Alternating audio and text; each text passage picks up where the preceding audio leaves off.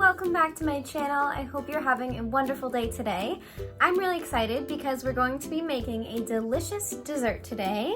You may have heard of them. They're called chocolate chip cookies.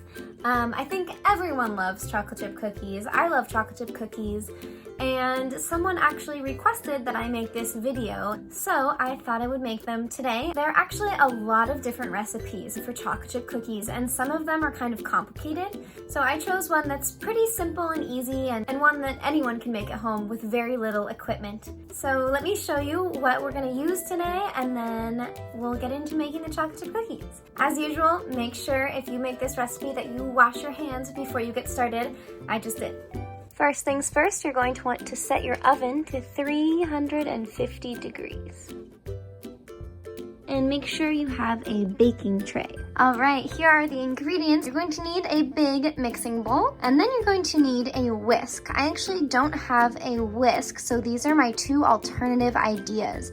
This is the extension, the whisking extension from a handheld mixer, and this is a fork, which will work too. So whatever one you have. Then you're going to need some sugar. This is white sugar, and it's 1/4 cup. Next, you're going to need some white flour. This is all-purpose baking flour, and it's 1½ cups. Then you're going to need some chocolate chips. This is about 1/2 cup, and I actually ran out of chocolate chips. There's some in here. I ran out, so I ended up cutting up a chocolate bar, which I will show you.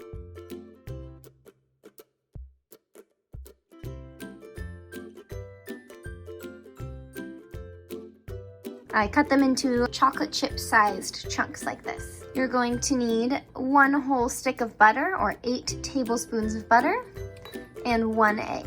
Next, you're going to need a 1/2 teaspoon of baking soda and a 1/2 teaspoon of salt. Those are both in here. Then you're going to need some vanilla extract, and we're going to be using 1 teaspoon. And lastly, you are going to need a 1/2 cup of brown sugar.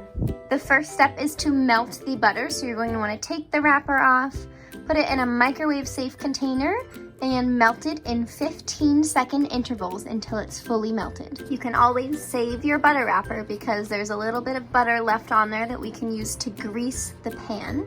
All right, here's the butter now that it's all melted, so we're going to pour this into the bowl. To the butter, we're going to add both sugars, white sugar and the brown sugar, and then we're going to whisk that together.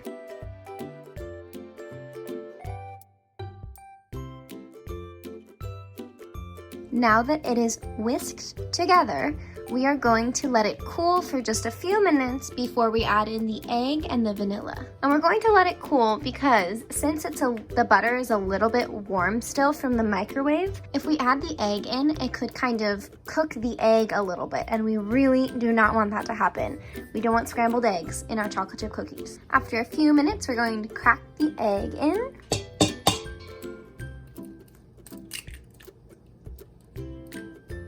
And you're going to add 1 teaspoon of vanilla extract.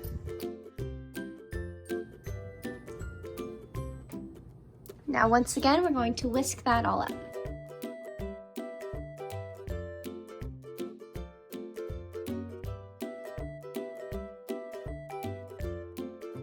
Once that's mixed together, we're going to add the baking soda and salt, which I have right here. And we're gonna mix that in. Now we're going to add the flour, and we're gonna stir it in kind of gently because we don't wanna over mix it right now.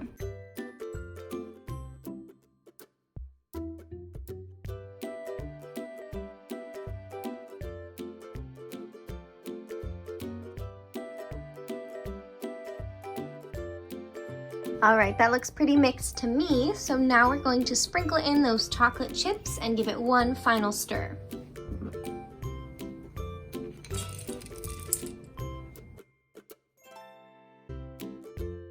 And just like that, the cookie dough is ready.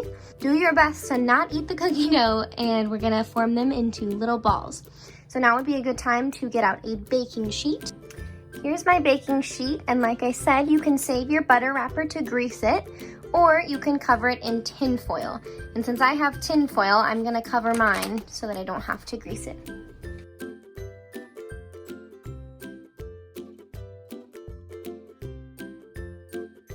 So this should make about 20 cookies, but it depends how big or how small you like your cookies.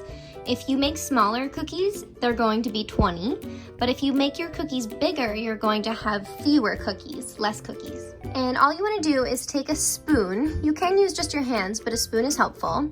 Take a spoonful of the cookie dough. Let's try about that much. You're gonna roll it between your hands, which are still clean, until it makes a nice ball. And then we're going to put it down on the baking sheet. Now another one, and I'm gonna place this one about 2 inches apart.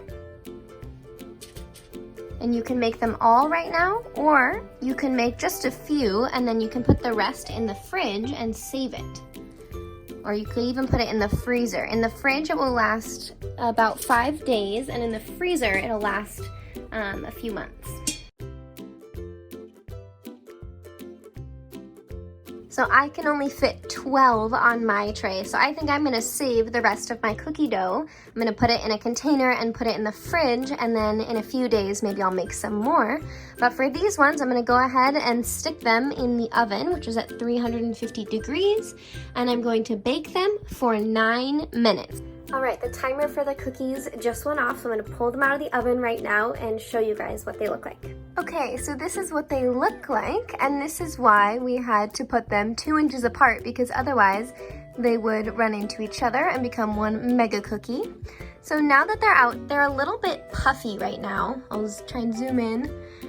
So what I'm gonna do is I'm gonna take my pot holder and I'm going to set the tray down onto my stove again, kind of hard like this. And I'm gonna do that a couple times to get them to kind of flatten out a little.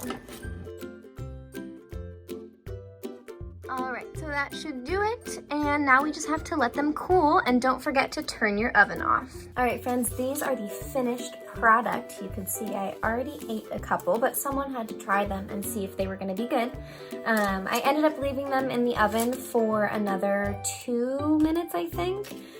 So it was a total of 11 minutes. And I would say if you bake these, try 9 to 12 minutes. Everyone's oven is a little bit different. I hope you try these. They're really easy to make and they're really yummy so far. I've already eaten 2. I know I'm always trying to get you guys to eat your fruits and vegetables, but I also think dessert is very important and delicious. So if you make these, definitely leave me a comment and let me know how they turn out, and I'll see you next time.